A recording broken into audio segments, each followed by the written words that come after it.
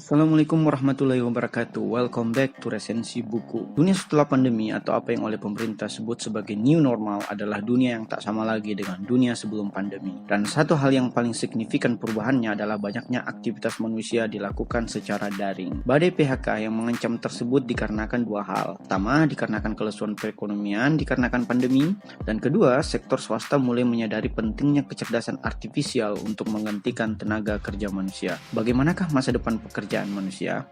Apa yang harus dilakukan ketika mesin melakukan semuanya?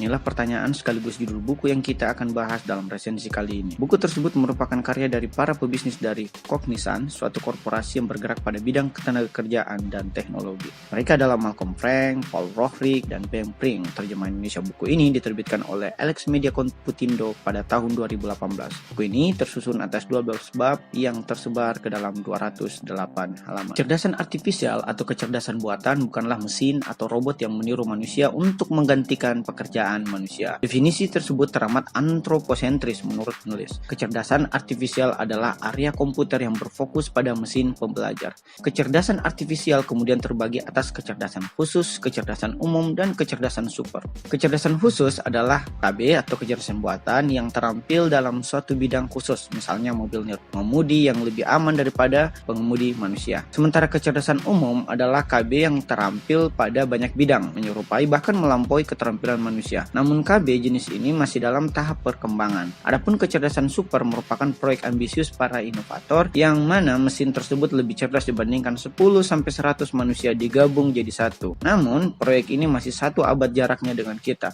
atau bahkan mustahil untuk terrealisir. Segala berita ngeri atau film sains ilmiah tentang invasi robot pada manusia sepertinya terlalu dibesar-besarkan. Anda dapat merujuk Homo Deusnya Yuval Noah Harari mengenai imajinasi tersebut. Karena faktanya, kecerdasan artifisial hanya mengotomatisasi pekerjaan manusia sebanyak 12%, meningkatkan pekerjaan manusia sebanyak 75%, dan justru menciptakan pekerjaan baru sebanyak 13%. Di sisi lain, yang tergantikan hanyalah pekerjaan fisik manusia, bukan pekerjaan kognitifnya. Memang, banyak pekerjaan akan hilang, namun banyak pula pekerjaan baru akan hadir. Memang, banyak pekerjaan yang tergantikan, tapi tugas-tugas khusus akan hadir yang memungkinkan manusia untuk bekerja pada banyak perusahaan tanpa harus datang ke kantor.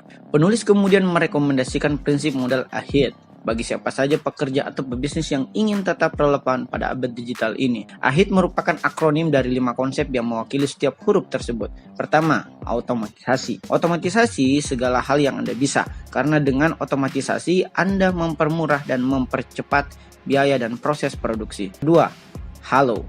Pelanggan akan memiliki dua identitas, nyata dan digital. Manfaatkan data pelanggan Anda dengan membuatkannya akun. Instrumentasikan segala yang Anda bisa, karena dengan data pun pelanggan Anda semakin mudah bagi lanskap bisnis membuat produk yang sesuai dengan permintaan pelanggan. Ketiga, empowerment. Perkuat setiap orang yang Anda bisa, karena dengan memperdayakan manusia, maka keuntungan juga akan berpulang pada diri dan bisnis Anda. Keempat, abundance. Limpahkan barang dan jasa ke level yang paling murah bagi pelanggan, karena menurunkan harga dari produk Anda dan akan memperlebar ceruk pasar Anda. Dan kelima atau terakhir, discover. Ciptakan semua kemungkinan di masa depan sebanyak yang Anda bisa, karena dengan memprioritaskan inovasi, Anda meningkatkan kesempatan untuk menemukan letak masa depan pekerjaan Anda. Bacaan lebih lanjut mengenai inovasi, silakan rujuk buku DNA Inovator yang salah satunya ditulis oleh Bapak Disrupsi Clayton M. Christensen. Bagi kaum neoludit, tentu akan menganggap mesin adalah ancaman, baik itu pada revolusi industri pertama, yaitu mesin uap, revolusi industri kedua, yaitu mesin listrik, dan revolusi industri ketiga, yaitu mesin komputer.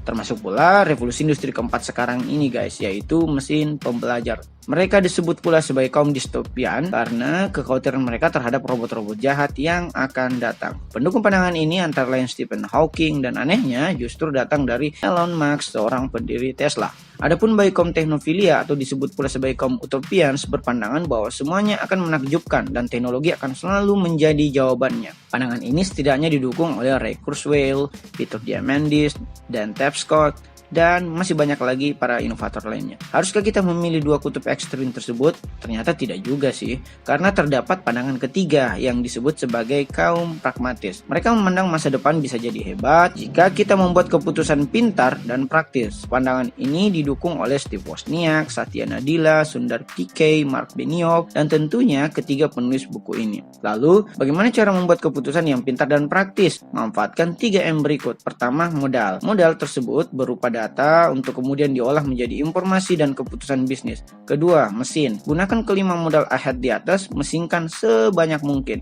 Dan ketiga, model bisnis. Data dan mesin saja tidak cukup untuk mendatangkan uang. Diperlukan model bisnis agar keuntungan datang kepada bisnis Anda. Dan jangan tersebar pada kesuksesan vendor FANG. Vendor FANG ini adalah akronim dari Facebook, Amazon, Netflix, dan Google. Model bisnis mereka belum tentu sukses diterapkan pada bisnis Anda.